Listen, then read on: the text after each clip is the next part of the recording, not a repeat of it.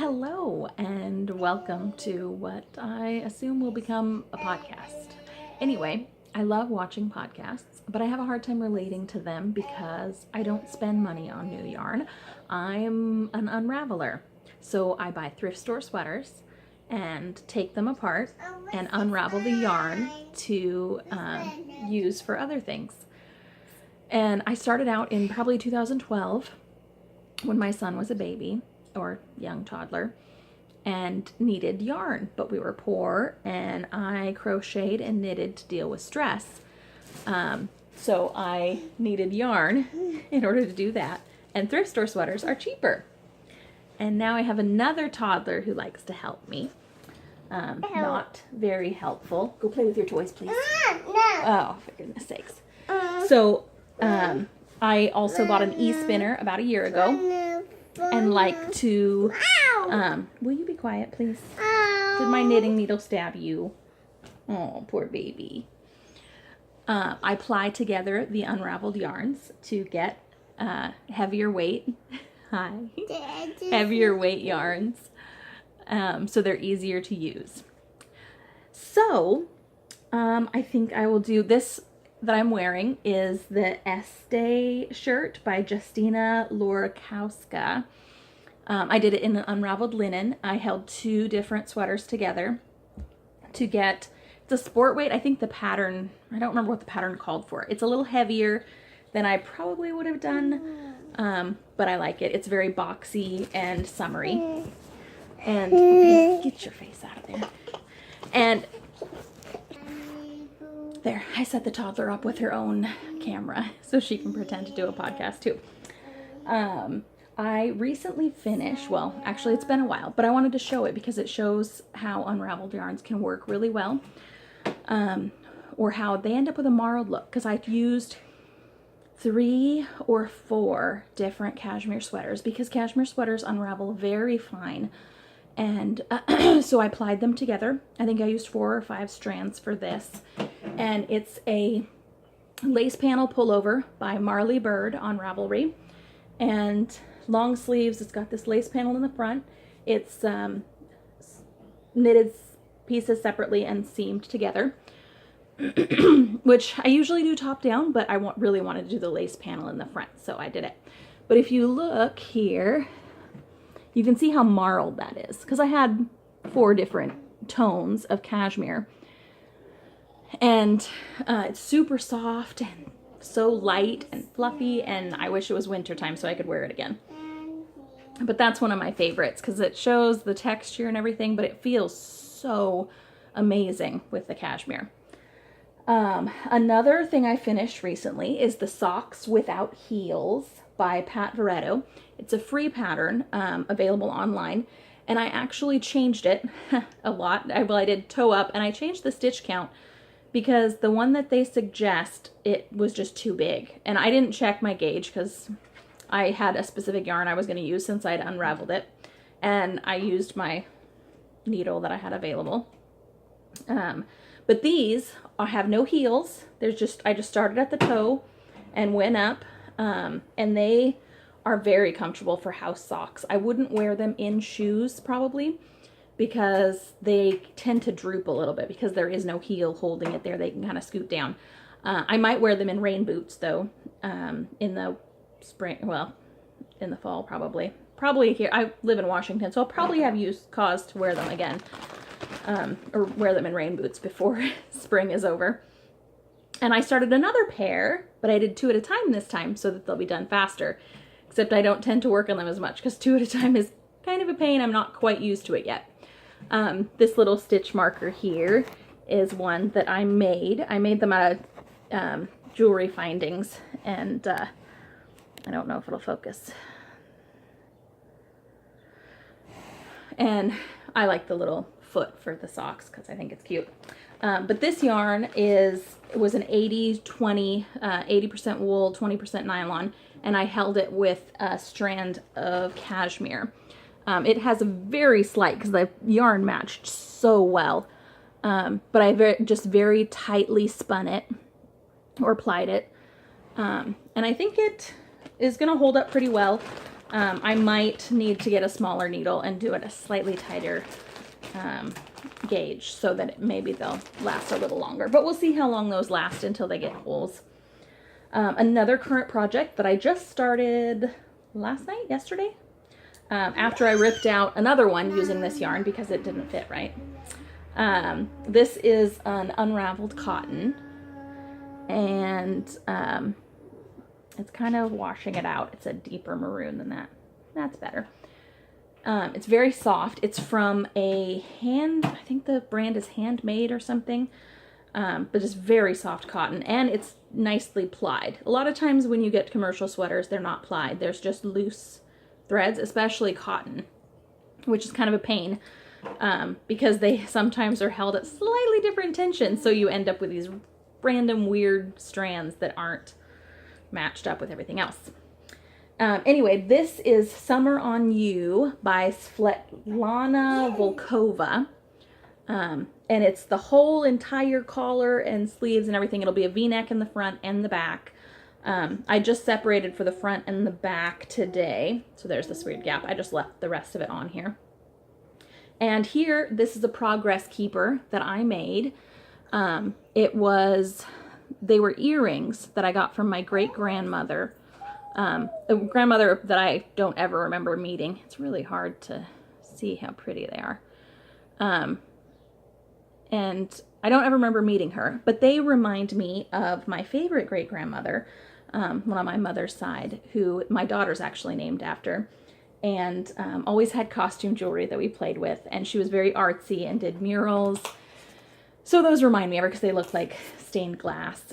And also this stitch marker here that I have like, I don't know, 20 of them, because our bead store close to us was going out of business, and I bought a bag of them, little acorns, and didn't realize until I'd made the stitch marker that they kind of look like the truck nuts that people put on the back of their big trucks when they're compensating for something. But they're kind of funny. They're little nuts for knitting. Another current project is Ivy Line by Yoko Johnston. I needed a lighter cardigan. All the sweaters I've made recently are cashmere and, well, not super heavy, all of them. Most of them are fingering weight. They're closed, so they're over the top, and they're just not as comfortable for summertime when you just need something on your back and arms when it's cool. So I'm making Ivy Line, and I really love this lace pattern. This picking up all the stitches at the top was difficult, but you no longer have to increase at the front. So all of this lace will block out much wider. And this is the whole front, the two sides, and you just increase the back for the sides for the rest of it. And I didn't realize this is cashmere and possibly a merino fingering weight that should be okay for spring and then summer evenings. Like I said, I'm in Washington, so we get cooler weather in the Northwest. I didn't realize until after I'd cast it on and finished like half of what's here that I was supposed to do an I-cord edging around for the buttonholes. But I'm not sure I will ever button it up, and I don't think I have enough yarn. So I think I'm going to skip that because the edge looks really nice already. And I don't think I'll do buttonholes anyway, or buttons, because I just want an open cardigan. So we'll see. I'll finish the sleeves, and then if I have space, I might even just do a crocheted edge if I feel like it needs it. I think the neck might need it more than the rest. So I think those are my current works in progress. I have a couple others that are kind of hibernating, so I won't pull those out. And then I was going to show some of my plied yarns. And I ply with an e-spinner, which is an electric spinner. So it's compact. I put it on top of IKEA Raskog cart, so I can bring it out when I want to use it and then just roll it away. And underneath the separate shelves, I can keep all the yarn that still needs to be applied. So this tan here was a Berry Bricken silk sweater, which is the lighter color. Well, it's really hard to tell. My goodness. There's a lighter, shinier color, which is the 100% silk, and I held it with a very light cashmere, 2 strands of a very light cashmere sweater, and then a tan cashmere as well, to get probably sport weight once it's washed and blooms more, once it's knitted up. But I will need to check a gauge swatch on that. And gauge swatches, I used to not do them, but after a few times of needing to rip out sweaters halfway finished, I realized that maybe I should, especially with the unraveled yarns, because there's no tag saying, yes, this is a sport weight, or yes, this is the needle you should use with this, or anything like that. So I've actually finished this one. This was a Ralph Lauren 80% wool, 20% cashmere cardigan. It was huge. And I held the 2 strands together to get a sport to DK weight. And this is my gauge swatch. So I cast on with a 4mm, and then I moved up to 4.5 and a 5 and a 6, I think. And I do little purl bumps to show which needle I used for that. So I just throw this in with the rest of the stash so I can measure it when I'm ready to cast something on. So it's already done. I did it with a few sweaters just to kind of see. I was trying to get my queue organized because I have a huge library that need to be matched with stash. I'm also trying to work on getting all of my unraveled yarns and some that are still in sweater pieces. Trying to get them all finished unraveled, which I prefer to do outside because it does create a little bit of dust. So now that the weather's nicer, I'll be doing that outside while the kids play. And then plying those up into usable forms and then matching them with library patterns and then knitting them because, you know, that's the goal, is to have the yarn to knit with. So this dark red, which, here we go, was a Neiman Marcus twin set that I found that was actually unraveled so beautifully. It had so much yarn. I held it 4 strands together to get fingering weight. Like I said, the cashmere unravels super, super fine in a lot of them. And that one will probably be a sweater for me as well, like most of these, because my kids don't appreciate hand knits. Well, the 2-year-old grows too fast, and the 8-year-old doesn't really like sweaters.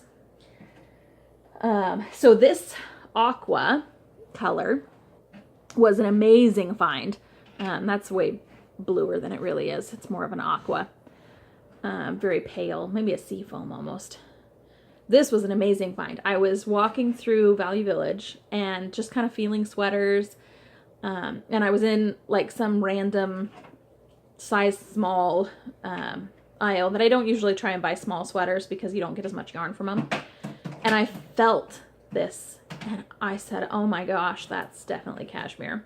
But it didn't have a tag on the back to show the brand or content. And it was huge. It was like, looked extra large. And so I checked the side seams and there was a tag, but it was in Japanese. And thanks to the Unravelers group on Ravelry, where I've learned all about unraveling yarn and how I got addicted to it, I knew that a little sideways symbol in Japanese that looks like a sideways smiley face, well, I guess a symbol that looks like a sideways smiley face, is cashmere. So I saw that on the tag and snapped it up. I think it was like $6. And I held it double for a fingering weight yarn. I haven't actually washed this yet, so it looks a little crinkly. It needs to be washed and hung, but I have a huge amount of it, and it's going to be a project to wash it all and hang it all. So I haven't done that yet. I usually try and wash in big batches and then hang them all. So it takes up the whole shower curtain rod. And my husband asks how he's supposed to take a shower. But I just make him move it. And then, let's see.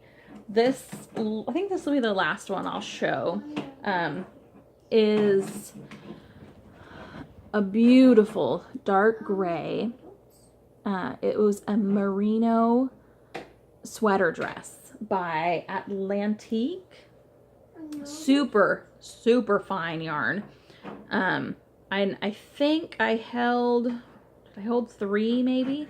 3 strands together, and it's still a super fine fingering weight. And I have a ton of it. So I may go back through. It'll be a pain because it's all skeined up beautifully and it's been washed. And I started knitting with it, but it was so lightweight that I know I'm not going to use it all for a sweater, but I would really like to. And it's just a beautiful, beautiful merino. So I may put it back into balls and reply it with itself to get a more of a DK or worsted weight. We'll see. Or I may just knit holding 2 strands together because I really like it and I would love a cardigan out of this. It would be so nice. So